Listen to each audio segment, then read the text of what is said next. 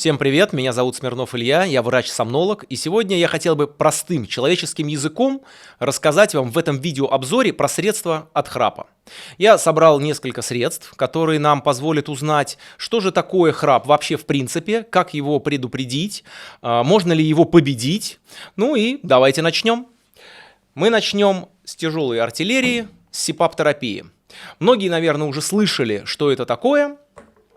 Но не так много из вас видели, тем более воочию, вот прямо здесь и сейчас.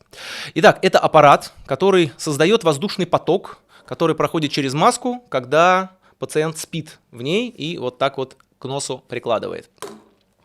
Для чего это нужно? Вообще, храп – это звуковой эффект, который возникает из-за того, что в верхних дыхательных путях сжимается дыхательный просвет. Это может быть из-за ожирения, это может быть из-за воспаленных миндалин, из-за язычка укрупненного, удлиненного, вот то, что болтается между миндалинами. Это может быть из-за челюсти, ее особенности развития. Если остановки дыхания тяжелые, то есть человек начинает плохо спать, он не высыпается, у него дневная сонливость, он буквально вот так вот засыпает вот прямо во время вот работы, тогда ему нужен СИПАП-аппарат. Он работает от сети, ставится на прикроватную тумбочку и позволяет человеку заснуть без остановок дыхания. Он не пробуждается от них, как это происходит, ну и, естественно, он не храпит. Это тяжелое средство, большое, достаточно дорогостоящее, но крайне эффективное. Мы к нему еще вернемся. Давайте перейдем к средствам для предупреждения храпа и остановок дыхания легкой степени. Стоматологические капы позволяют предупредить остановку дыхания путем выдвижения нижней челюсти. Обычно храп возникает, если нижняя челюсть так вот западает и перекрывается дыхательный просвет. Чтобы этого не происходило, мы можем использовать вот такую миниатюрную капу. Вы видите, есть зеленый центр. Он становится мягким, когда мы бросаем его в горячую воду. Одевается капа на верхнюю челюсть. Здесь есть упор для нижней, который не позволяет как раз-таки вот этой нижней челюсти туда запрокидываться. Капа не заменяет СИПАП. Капа может его дополнять и является таким вот простым, элегантным и доступным, кстати, решением. К ним мы тоже еще вернемся. Ну что, даже не знаю, что нам и взять. Но вот эту штуку я купил на Алиэкспрессе, заказал. Называется это дело бандаж. Бандаж нужен для того, чтобы поддерживать нижнюю челюсть в закрытом состоянии. То есть здесь другой несколько момент, мы не выдвигаем ее, а просто поддерживаем ее кверху. Если неправильно одеть эту штуку, то это может привести к тому, что остановок дыхания и храп будет даже больше. Потом это не очень удобно спать, здесь нужно регулировать ремешки. Часто мне задают вопрос, вот если я вот этой вот штукой побрызгаю, у меня пройдет храп? У вас не уйдет храп от вот этой вот жидкости, я не знаю, там, наверное, есть состав какой-то, вот честно, я себе ни за что в жизни бы не стал это брызгать в горло. Что это?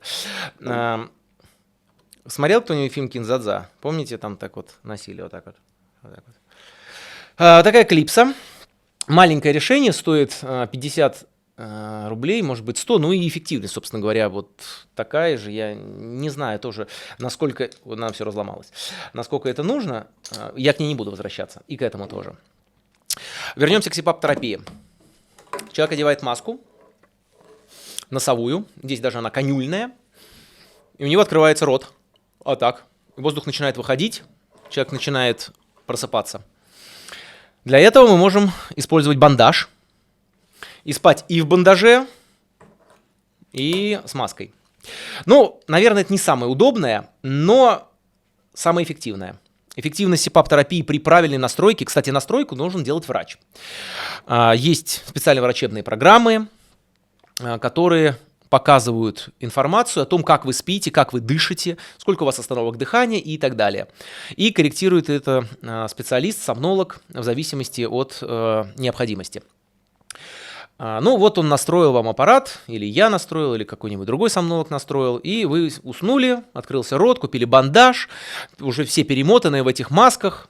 Что делать дальше? Дальше вы, собственно говоря, должны спать месяц, 2, 3, 4, и возникает законный вопрос, а я всегда буду спать в этом обмундировании? Тут на самом деле причин для длительности терапии несколько.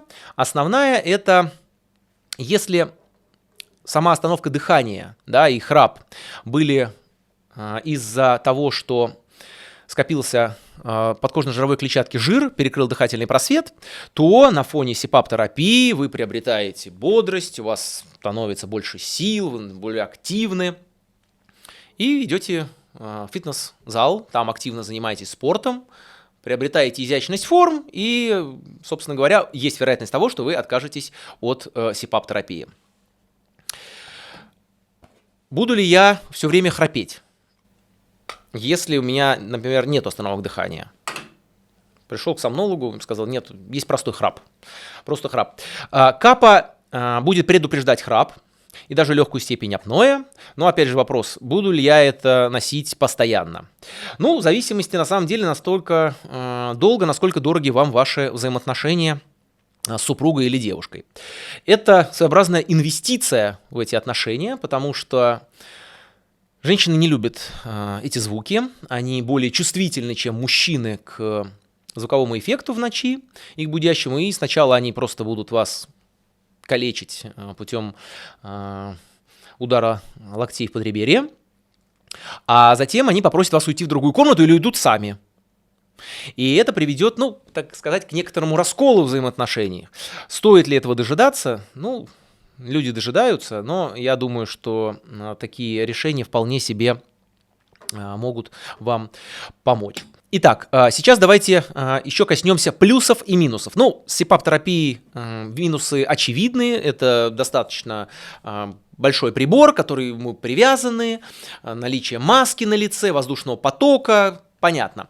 С капой минусы тоже достаточно очевидны. Ну, что-то лежит ночью во рту, да, оно прикрепляется к зубам, но какой-то дискомфорт все равно может давать, и, естественно, рано или поздно вы к этому привыкнете, но все равно он будет. Дискомфорт, однозначно. На коже головы, здесь, если есть миниатюрный, да, момент, то тут все достаточно так вот жестко, и таких вот бандажей, которые прям вот мягенькие, аккуратненькие, ну, почему-то на Алиэкспрессе я не нашел. Плюсами всего этого дела будет являться то, что у вас не будет храпа, то, что вы будете высыпаться и давать высыпаться вашему партнеру по кровати. Мы еще не упомянули, у меня, к сожалению, нету скальпеля, но еще есть и хирургические методы коррекции остановок дыхания и храпа, их мы обсудим в следующий раз.